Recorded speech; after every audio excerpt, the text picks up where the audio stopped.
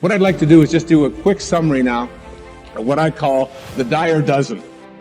I would encourage you to keep track of these ideas, the Dyer dozen, for connecting to intention. 1, want more for others than you want for yourself.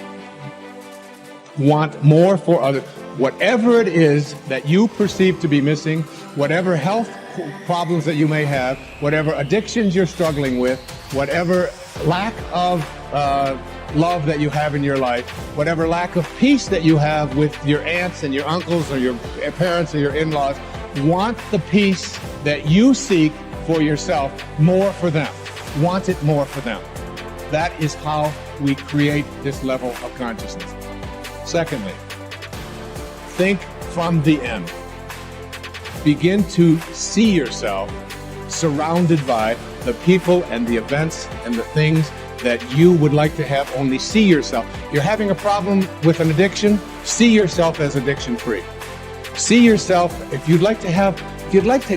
there's a car that you want. My son was perfect at this sense. I mean, he's just so good at this. Because there's a certain car that he wanted. It's yellow. And he didn't just bug me about it every day, which they all do. And all kids will do that.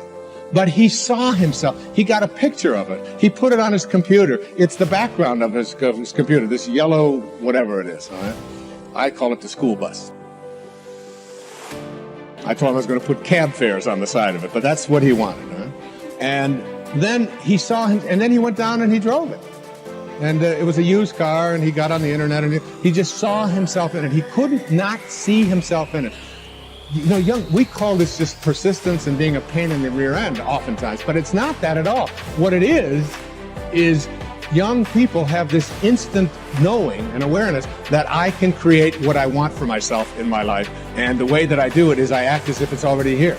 And almost like they won't be denied it. That's what intention is. It's not that pit bull attitude. It's that awareness that I am thinking from the end. It's already here, because everything that you think is missing from your life is already here.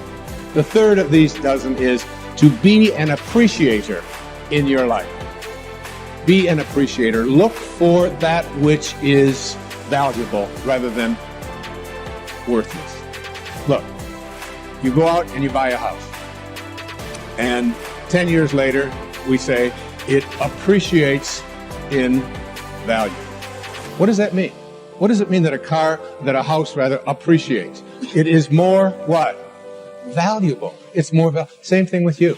If you're an appreciator, you have more value. Now you buy a car, you drive it off of the lot, and they say, well, it just depreciated by 20%. What does that mean? It is not as valuable as it was before. When you depreciate, you take your value away. When you appreciate, you make yourself valuable. What could be more valuable than being connected to Source? 4, stay in rapport with Source energy.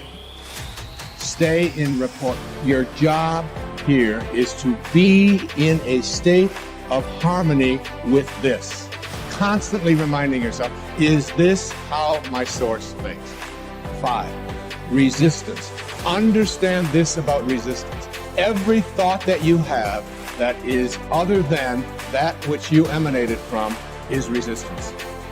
Every unkind thought, every uncreative thought, every thought of judgment, every thought of fear, every thought of depression, every thought of it can't happen, all resistance. So if you say, well, easy for him, he can talk about this, but I can't, that's resistance. You're right, absolutely. Even if you think all of this is a bunch of nonsense, you're absolutely right. You're absolutely, because for you, that's what you believe.